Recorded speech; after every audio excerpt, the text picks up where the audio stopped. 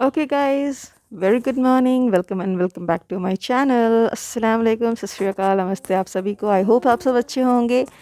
और शुरू हो गया है मेरा आज का दिन और स्टार्ट कर रही हूँ मैं आज का ब्लॉग आप सभी के साथ। मैं उठ चुकी हूँ, काफ़ी देर हो गई है। मैंने नाश्ता बना लिया है, अपने बेटे को दूध दे दिया। एज यू कैन सी ये दूध पी रहा है, अभी उठाया ये।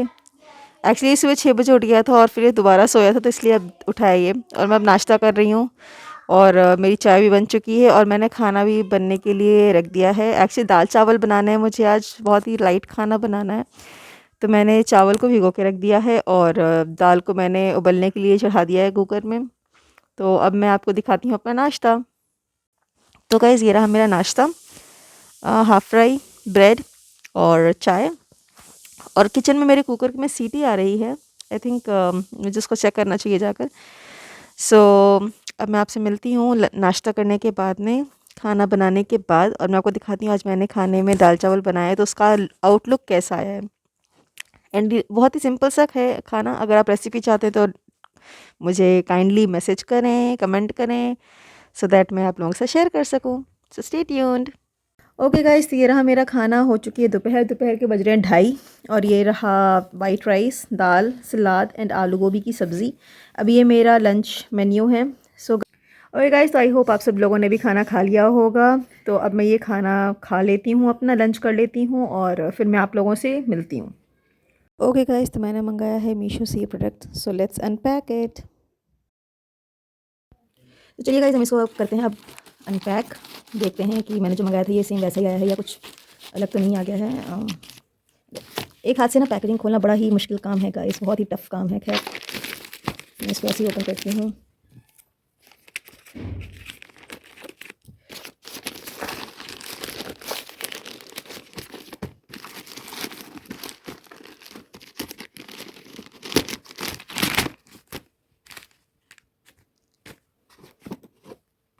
ओके गाइस, तो मैंने इसकी पैकेजिंग खोल ली है और अब मैं इसको निकालने वाली हूँ।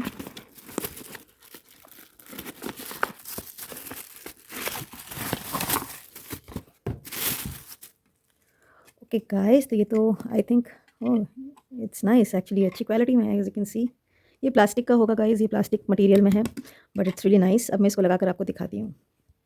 ओके गाइस, तो ये मैंने स्विच बोर्ड में लगा दिया है एज यू कैन सी। और ये काफ़ी स्टर्डी है, इतना ज़्यादा हल्का नहीं है और बहुत ही अच्छे से काम करेगा। So it's really nice. So actually मुझे बहुत अच्छा प्रोडक्ट रिसीव हुआ है। Thank you Meesho. So okay guys, यहाँ हो रही है हमारे यहाँ बारिश, बहुत ही तगड़ी वाली। और बज रहे हैं शाम के 7:30 और बहुत ही अच्छी वाली बारिश हो रही है एज यू कैन सी। बहुत ही मज़ेदार मौसम हो रहा है गाइस। ओके गाइस, तो हो चुकी है रात। रात के बज रहे हैं 11 और मेरा बेटा सो चुका है। सो गाइस, खाने का मैं शूट नहीं कर पाई क्योंकि मैंने किचन में ही बैठकर खाया था, क्योंकि मैं वहाँ पे काम कर रही थी, दूध गर्म कर रही थी। तो मुझे टाइम ही नहीं मिल पाया कि मैं कमरे में आऊँ और कमरे में आकर खाना खाऊँ। सो गाइस, खाने का तो कंटेंट रह गया आज का, सॉरी फॉर दैट। मैं ऐसे बता देती हूँ आपको मैंने क्या खाया था। मैंने खाया था गोभी की सब्ज़ी और पराठा। सो अब इट्स टाइम कि मैं आप लोगों से कुछ हदीस की बात करूं। कल मैंने एक टॉपिक पे बात की थी, आई होप वो आप लोगों को क्लियर हो गया होगा। बहुत से लोगों को जो मिसकॉन्सेप्शन रहता है वो बर्स्ट हो गया होगा।